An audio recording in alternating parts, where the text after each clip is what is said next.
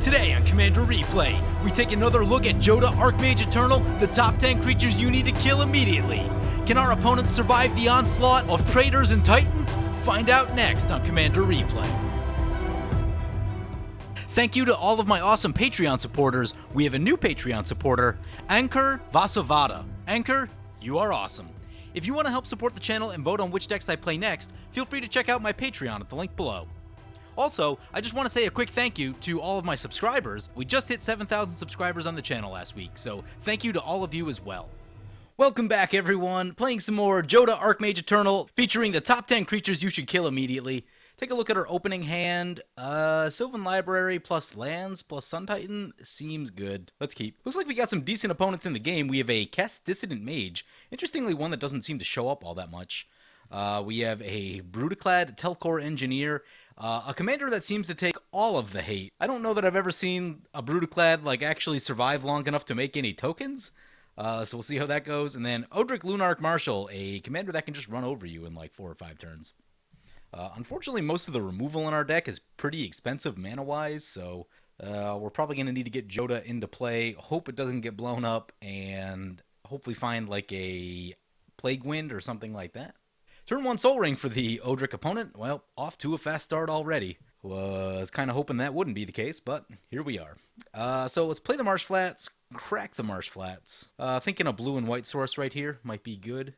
We'll get the Prairie Stream since we don't have anything going on that we need untapped lands this turn, and we'll pass like that.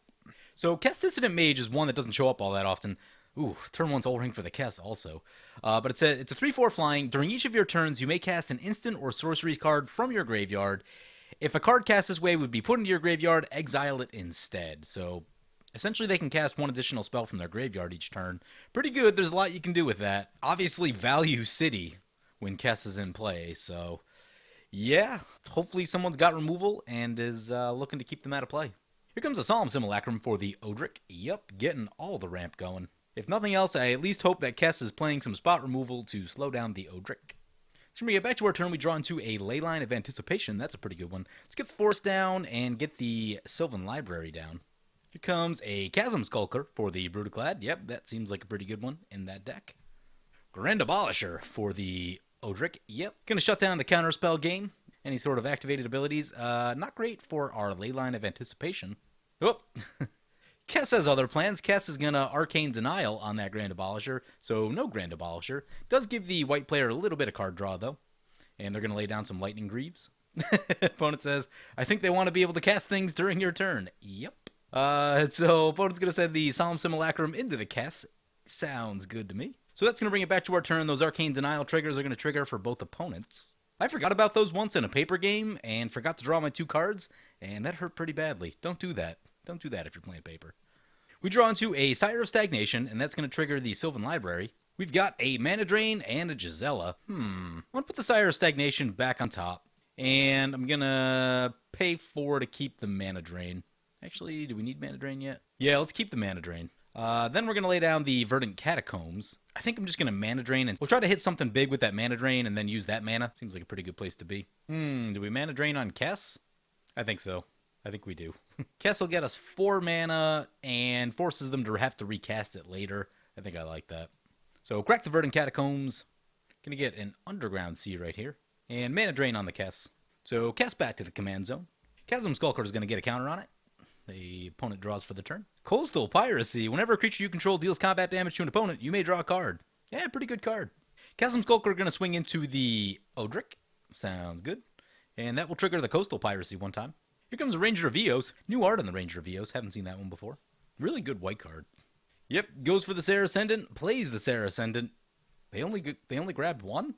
Huh. Puts the boots on Serra Ascendant. Ooh, it's pretty good. It's pretty good. Serra Ascendant going into the Brudiclad. Sure. It's going to bring it back to our turn. We draw Inferno Titan, and then Sylvan Library will trigger. And a Consecrated Sphinx. So many things that I want to play right here. Ooh. Put the land back. And we'll keep the Consecrated Sphinx. Mana Drain's going to trigger. What are we playing this turn? We have... Well, we don't have enough white to get Gisela into play. We'll need to work on that. Could just cast Vorinclex. Find out who's got removal. Kess probably has removal. Part of me kind of wants to get Sun Nope, we don't have the double white for Sun Titan, so that one's not going to work. Don't have the mana for Inferno Titan. We could go for Consecrated Sphinx. Consecrated Sphinx is a pretty good one. Yeah, I think it's going to be... Or we could go Fist of Suns, Leyline of Anticipation. I think I'm actually going to do that. So get the Fist of Suns, play the land, untapped, get Leyline of Anticipation. Because now we're set up, that'll set us up to do some really crazy stuff over the next few turns. We could just go straight for the Consecrated Sphinx right here, but now we have a ton of really expensive creatures in our hand and like no really good way to get them down. We could have gone for the Vorinclex, but if any of the three players have any removal at all, they use it on Vorinclex. Vorinclex is just that good. So, you know, same sort of thing with Consecrated Sphinx, any removal at all, and you're going to see it against either of those. So trying to be just a little bit more subtle about things if I can, at least at this exact second. Again, just because our hand's really clunky. So if we play a big thing and then it gets shot down, we're in a bad spot and we just get attacked like really hard.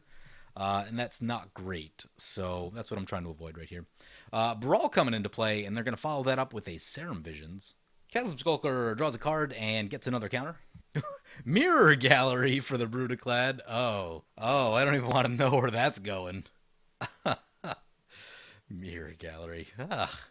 Haven't seen anyone attempt Mirror Gallery shenanigans in a while, but I don't know.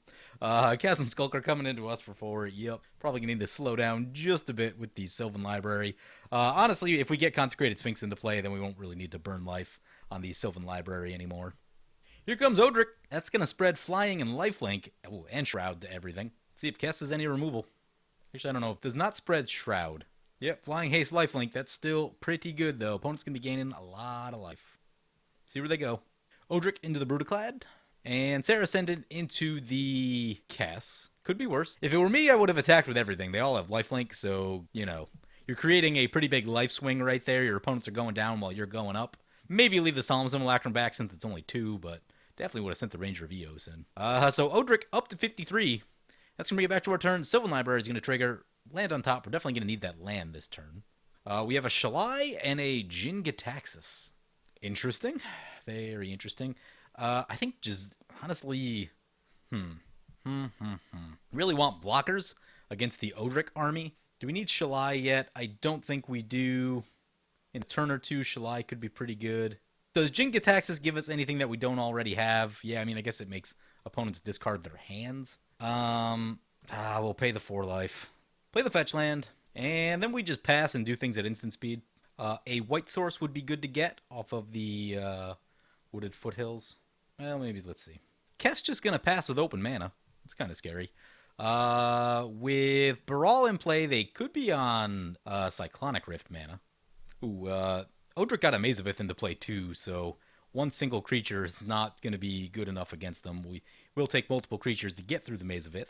Here comes the Locust God. Ooh, it's a good one. That is a good one. There's a Thalia's Lancers. Let's see what they go find. Thalia Heretic Cathar. Ooh. Creatures enter tapped. We'll take away blocking for a turn. If Gisela resolves right here, then... the other 2 players probably just die, and they go up to a very high life total. I'm going to sit tight for just a second. I really think there might be a Cyclonic Rift incoming from the Kess. If that's the case, I'd at least like to play a Sun Titan into that, so we can get the extra land. I've got a lot of thoughts depending on what happens during this attack. Sun Titan for land is decent. Vorinclex is really good if we don't get hit really hard right here. Because then we can play 2 creatures on our next untap. Ooh, opponent's not going our way. All right. So we're going to be able to try to get a little bit greedy right here. As long as there's no Cyclonic Rift incoming. Unfortunately, our priority occurs before the Kess. Okay, Kess has got something. Let's see what it is. All right, it's an Evacuation. Ooh, nice. Evacuation is so much better than Cyclonic Rift even, because now we can put something down. We don't lose all of our artifacts and enchantments. Yeah, that is awesome. That's going to set us up very nicely, I think. So, crack the Wooded Foothills. We get something with some white in it. Get the Plateau. End step this Vorinclex.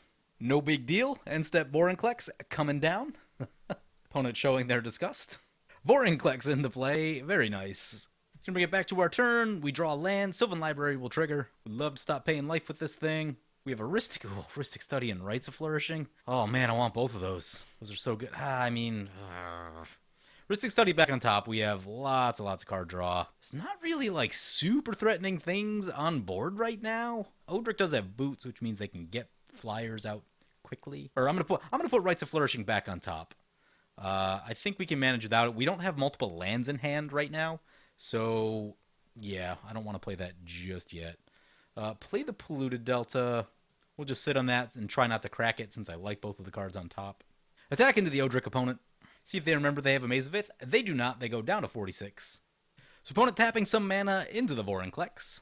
Locust God coming back to play. Whew. Hope it's worth it, opponent. I hope it was worth it. Odric Lunarch Marshal coming back to play. Yep. Solemn Simulacrum back to play. Opponent will get to search for a land. Opponent can put the boots on the Odric. Sure. No attacks from our opponent. And yeah, we're going to tap up some mana. Try to get 2 more creatures into play right here.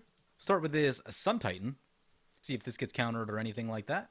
We'll get back one of the fetch lands. Don't know that it matters which one. Then we'll get back Jingataxis. Oh, and Odric just scoops it. They tapped pretty much all their mana into the Vorinclex, so they were going to have some trouble. See if the Kess has anything. They just scoop it. Wow. Lonely place for the Brudiclad to be. Brings it back to our turn. I think we can just play Gisela, and that should probably finish things up. No additional land drops available. Put that back on top. Put that back on top. And opponent scoops it. All right, so Jodah top 10 creatures just making the table scoop. I guess that's what happens when you play 2 Praetors and a Titan with lots of goodies to follow. Well, that all worked out really well. Turns out having lots of Praetors, Eldrazi, and Titans in your deck makes for a very strong deck. Somehow, I want to know how that Kess didn't have more removal.